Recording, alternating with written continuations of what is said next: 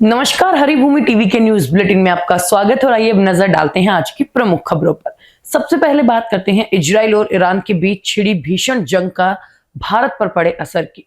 Middle east की जंग का सीधा असर अब भारत के आसमान और जमीनी सुरक्षा पर दिखने लगा है। बीते 48 घंटों में भारत से संचालित होने वाली 760 से ज्यादा अंतर्राष्ट्रीय हवाई उड़ानें रद्द हो चुकी हैं, जिससे दिल्ली और मुंबई समेत कई प्रमुख एयरपोर्ट्स पर हजारों यात्री फंसे हुए हैं।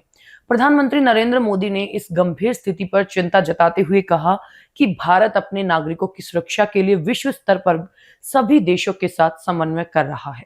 दूसरी ओर ईरान के सर्वोच्च नेता अयातुल्ला खमेनी की मौत की गूंज कश्मीर घाटी से लेकर पाकिस्तान के कब्जे वाले कश्मीर यानी पीओके तक सुनाई दे रही है। श्रीनगर के बेमिना ने प्रदर्शनकारियों और सुरक्षा बलों के बीच हिंसक झड़पें हुई, जबकि पीओके के गिलगित बाल्टिस्तान में प्रदर्शनकारियों ने संयुक्त राष्ट्र के दफ्तरों को आग के हवाले कर दिया। इस हिंसा में अब तक कई लोगों की जान जा चुकी है, जिससे पूरे क्षेत्र में तनाव चरम पर है। अगली खबर राजधानी दिल्ली से।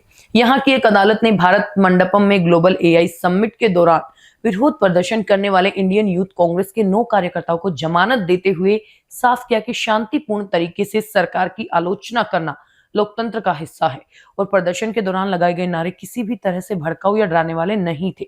न्यायिक मजिस्ट्रेट ने कहा कि बिना ठोस सबूत के ट्रायल से पहले किसी को जेल में रखना सजा देने जैसा है। बता दें कि 20 फरवरी को इन कार्यकर्ताओं ने प्रधानमंत्री नरेंद्र मोदी और अमेरिकी राष्ट्रपति डोनाल्ड ट्रंप की तस्वीरों वाली टी शर्ट पहनकर भारत अमेरिका ट्रेड डील के खिलाफ शर्टलेस प्रदर्शन किया था। दिल्ली पुलिस ने इन पर सरकारी काम में बाधा डालने और पुलिस कर्मियों से धक्का मुक्की का आरोप लगाया था, जिसे कोर्ट ने जमानत देने के आधार के रूप में अपर्याप्त माना। अब बात करते हैं होली पर्व की।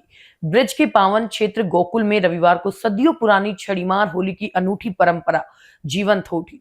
दुल्हन की तरह सजी गोपियों ने न केवल कान्हा और बलराम के बाल स्वरूपों के साथ होली खेली, बल्कि सुरक्षा में तैनात पुलिस कर्मियों और 7 समंदर पार से आए विदेशी पर्यटकों पर भी जमकर छड़ियां बरसाई। घूंघट की ओट में सजी इन महिलाओं का उत्साह देखते ही बन रहा था, जबकि छड़ी की मार खा रहे लोग आनंदित होकर और मारो के जयकारे लगा रहे थे। धार्मिक मान्यता के अनुसार गोकुल में भगवान श्री कृष्ण ने अपनी बाल लीलाएं की थी, इसलिए यहाँ लठमार की जगह कोमल छड़ियों का उपयोग किया जाता है ताकि बाल स्वरूप कान्हा को चोट ना लगे। दोपहर में नंद भवन से निकले भव्य डोले और उस पर सवार श्री कृष्ण बलराम के दर्शन के लिए जन सैलाब उमड़ पड़ा।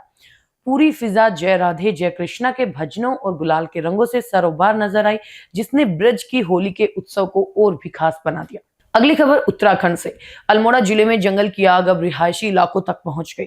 जी हां, रविवार को डोबा गांव के जंगलों में लगी आग ने अचानक विकराल रूप धारण कर लिया, जिस कारण जंगल के पास बने घरों पर सीधा खतरा मंडराने लगा।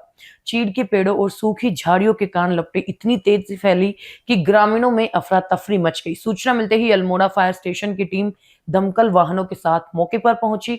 स्थिति की गंभीरता को देखते हुए अतिरिक्त वाहन बुलाए गए। घंटों की मशक्कत के बाद अग्निशमन दल लोगों को सुरक्षित स्थान पर पहुंचाया। अंत में बात करते हैं लखनऊ की।